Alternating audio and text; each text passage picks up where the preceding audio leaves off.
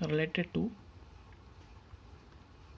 the different zones of a treatment sedimentation tank. So here, as you can see, the different zones of so this is the inlet zone, okay, so where water will enter with a low velocity, okay, and this is the settling zone like I told you, and ultimately this is the effluent zone. And as you can see, the particles when moving from the inlet to outlet, so they tend to settle at the bottom of the sedimentation tank, and this zone we call it as the sludge zone, okay. So these are different zones in a sedimentation tank, okay.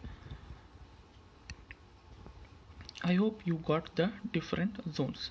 And after the settlement of the sludge from the bottom with the help of a scraper mechanism, all the settled sludge is taken out of the sedimentation tank, okay.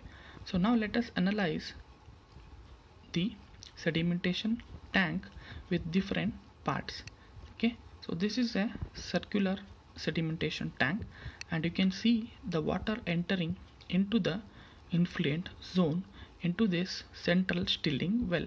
Like what I told you, there could be some velocity reducing devices. So this is the inlet zone in a circular sedimentation tank, and from this the water is allowed to this settling zone. And so this is the effective settling zone. As you can see, there is a blank area here, that is a different, that is the outlet zone. So this is the settling zone. From the particles will be settled, and from the outlet zone, this is the effluent zone, the water will be taken out, okay. I hope you got an idea of different types of zones in a sedimentation tank and the theory of sedimentation, okay. Similarly,